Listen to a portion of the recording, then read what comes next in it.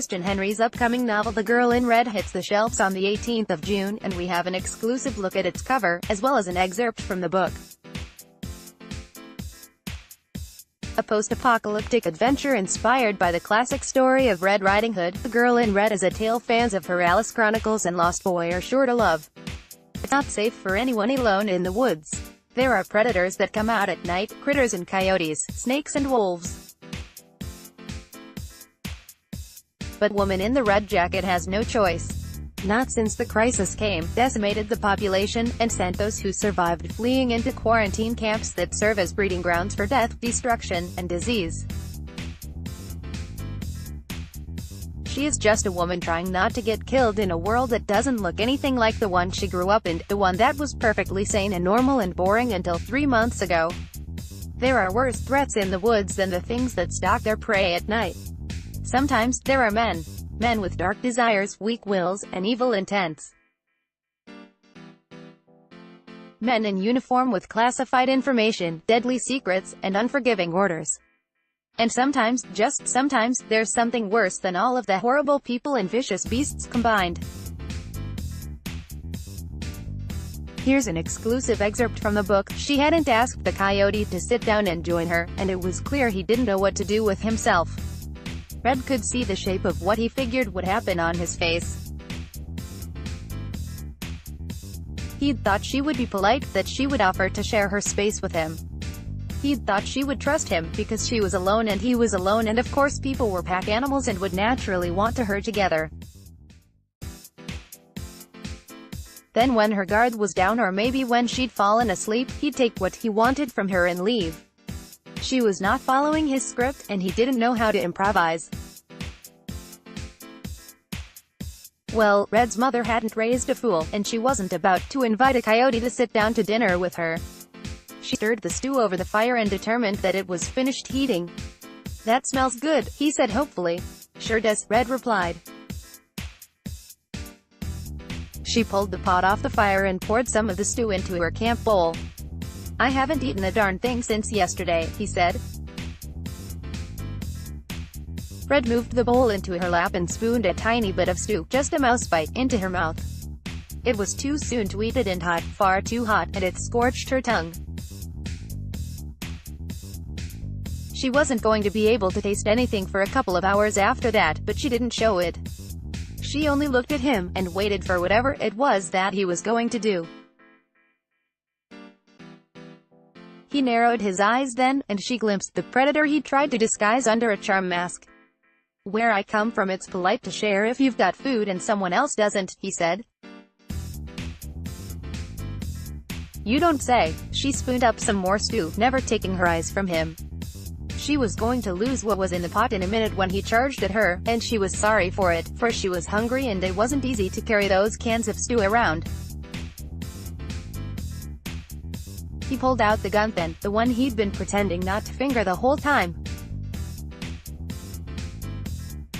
"What's in your bag, bitch?" he snarled, his lips pulling back from his teeth.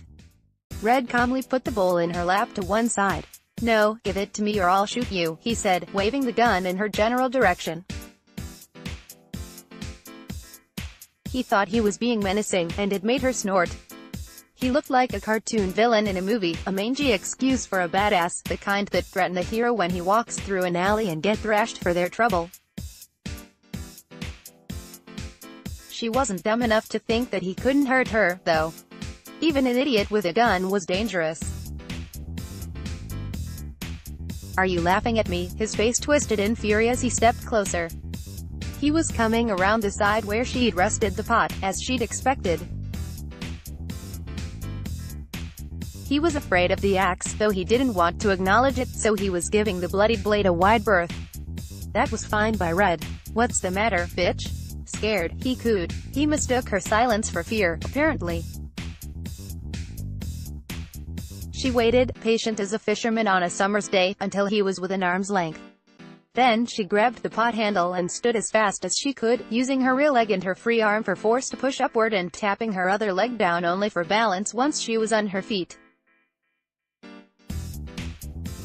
The trouble with the prosthetic was that it didn't spring. Red didn't have a fancy blade that could perform feats of athleticism, but she'd figured out how to compensate using her other leg.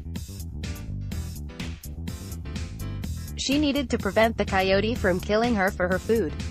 Her sudden movement arrested him, his gaze flying to the axe that he'd expected her to grab.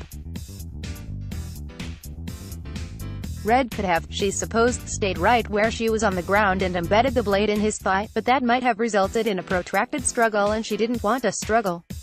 The goal was not to have a fancy movie fistfight that looked good from every angle.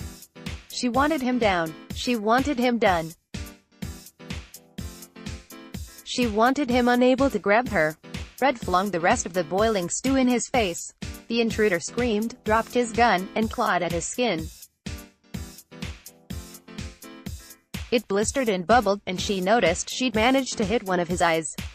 She didn't want to think about how horrible that felt because it looked like something awful. Red forced down the gorge that threatened at the smell of his burning flesh. She grabbed up the axe then and swung it into his stomach. All the soft organs under his shirt gave away. She felt them squishing beneath the pressure of the blade, and hot blood spurted over her hands, and then there was an even worse smell, the smell of what was supposed to be inside your body coming out, and she did cough then, felt the little mouse bite of her dinner coming back up mixed in with bile. It stopped her throat and made her whole body heave. But Red wasn't about to let him get up again and come after her, and so she pulled the axe straight across his torso before yanking it out. It made a squelching, sucking sound as it emerged. Red wasn't accustomed to that sound yet. No matter how many times she used the axe, it made her skin crawl. The man, for that was all he was after all, just a man, not a coyote, not a hunter, fell toward her and she backed away as quick as she could, no fancy acrobatics involved. Red was not some movie superhero any more than the man was a movie villain. She was just a woman trying not to get killed in a world that didn't look anything like the one she'd grown up in, the one that had been perfectly sane and normal and boring until 3 months ago. The man fell to the ground, and the blood seeped from the wound in his stomach.